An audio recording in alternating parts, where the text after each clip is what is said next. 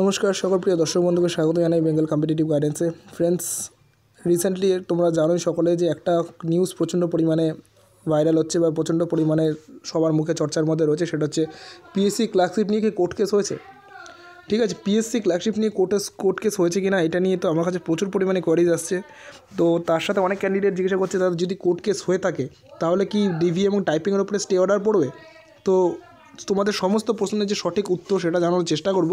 তো তার আগে তোমরা যারা এখনও চ্যানেলটিকে সাবস্ক্রাইব করোনি, চ্যানেলটিকে সাবস্ক্রাইব করো না। প্রত্যেক মুহূর্তে সরকারি চাকরির যে কোনো আপডেটের জন্য এবং ভিডিওর ডিসক্রিপশনে থাকবে টেলিগ্রাম লিঙ্ক, সেখানে অ্যাড হয়ে যাও যে কোনো মুহূর্তে আমার নোটিফিকেশন ভিডিওর পাওয়ার জন্য, এবং ভিডিওর যে কোনো পিডিএফ সেখান থেকে তোমরা ফ্রিতে ডাউনলোড করতে পারবে।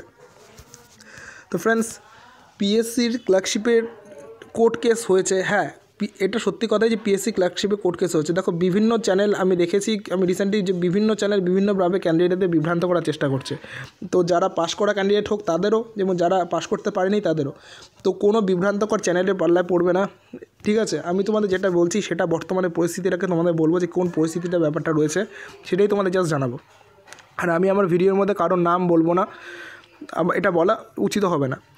পিএসসি ক্লার্কশিপের দেখো সত্যিকারের কিছু ক্যান্ডিডেট তারা কোর্টের দ্বারস্থ হয়েছে এবং তারা কোর্টের কাছে যে অ্যাপিল করেছে সেটা হচ্ছে যে ইন্টারিম রিলিফের জন্য বা পরবর্তী যে প্রসিডিওর রয়েছে, অর্থাৎ ডিভি এবং টাইপিংয়ের যে প্রসিডিওর রয়েছে সেটার উপর যাতে স্টে অর্ডার পড়ে বা সেটার পরবর্তী প্রসিডিওরটাকে যাতে স্টপ করা যেতে পারে, তার জন্য একটা রিলিফ চাওয়া হয়েছে। ঠিক আছে ফ্রেন্ডস, কিন্তু তোমাদের বুঝতে হবে যে কোর্ট এখনও পর্যন্ত তোমাদের এই কেসে স্টে অর্ডার দেয়নি, অর্থাৎ তোমাদের যে সেই প্রসেসের উপর স্টে অর্ডার দেয়নি, এবং কেসকে কিন্তু পরবর্তী 24 তারিখ ডেট দেওয়া হয়েছে। পিএসসি অ্যাডভোকেটরা সেখানে যাবেন এবং তারা সেখানে গিয়ে সওয়াল জবাব করবেন, তাদের যে সমস্ত প্রসিডিউর আছে তারা সেটা ফলো করবেন। তো বর্তমানে পিএসসির যে কন্ডিশনে রয়েছে সেটা হচ্ছে পিএসসির যে প্রসিডিওর, অর্থাৎ তোমরা জানো রিসেন্টলি ডিভির কমপ্লিট হয়েছে এবং টাইপিং কমপ্লিট হবে, অর্থাৎ টাইপিং কয়দিনের মধ্যেই হয়তো করানো হবে। এখনও পর্যন্ত কিন্তু তোমাদের প্রসিডিওরের ওপর কোনো স্টে অর্ডার নেই, অর্থাৎ পিএসসি যে পদ্ধতিতে চাইছে সেই পদ্ধতিতে তোমাদের কিন্তু রিক্রুটমেন্ট করতে পারে, এই নিয়ে কোনো দোমনা থাকার প্রশ্নই নেই।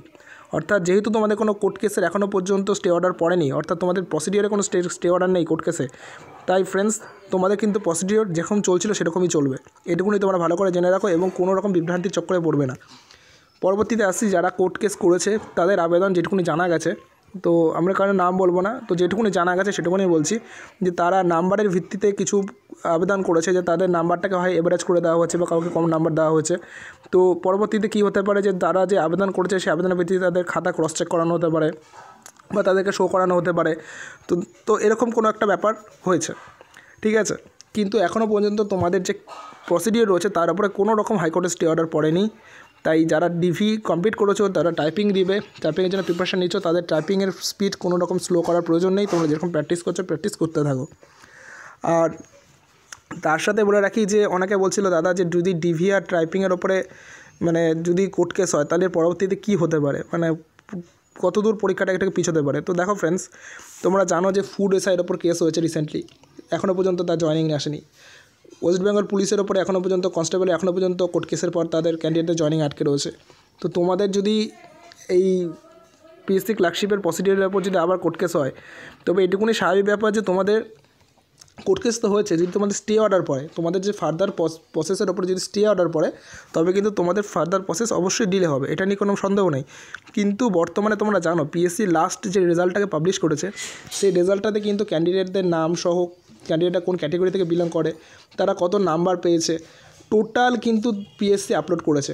অর্থাৎ পিএসসি কিন্তু এবার পাকাপাকিভাবে পিএসসি যে ক্লার্কশিপের রেজাল্ট যে বের করেছে লাস্টে, সেটা কিন্তু পিএসসি পুরো দায়িত্ব তো পিএসসি কীভাবে বের করেছে সেটা পিএসসি বলতে পারবে, আমরা তো আর বোর্ডের মধ্যে নেই, যেটুকুনি আমরা দেখতে পাচ্ছি সেটুকুনি বলছি। পিএসসি কিন্তু ডিটেলস সেই রেজাল্টের মধ্যে শো করে দিয়েছে। তাই অন্য পরীক্ষাতে যে নিয়ে কোর্ট কেস হয়, ক্যান্ডিডেটদের নাম্বার শো করানো, ক্যান্ডিডেটদের কোন ক্যাটেগরি থেকে বিলং করছে, আদার যা থাকে, পিএসসি কিন্তু এই রেজাল্টের মধ্যে তার সবগুলোকেই মেনটেন করেছে। ঠিক আছে, তাই আমার মনে হয় না বিশেষ কোনো বড় কোর্ট কেস এটা নিয়ে হতে পারে। তো এখন দেখা যাক পরবর্তীতে কি আপডেট আসে, কিন্তু তোমাদের যা প্রসিডিওর সেটাতে কিন্তু এখনও পর্যন্ত স্টে অর্ডার পড়েনি। তাই পিএসসি যদি চায় তোমাদের প্রসিডিওরকে ফার্দার যেরকমভাবে চলছে সেরকমই চলতে পারে। তো এইটুকুনি আপডেট দেওয়া ছিল ফ্রেন্ডস, বিভ্রান্ত হবে না, তোমাদেরকে এখনও পর্যন্ত স্টে অর্ডার পড়েনি প্রসিডিওরে, এটুকুনি লাস্ট কথা বলে ভিডিওটাকে শেষ করব। পরবর্তী ভিডিওতে দেখা হচ্ছে, সকলে সুস্থ থাকবেন, ভালো থাকবেন, চ্যানেলটিকে কিন্তু সকলেই সাবস্ক্রাইব করবেন।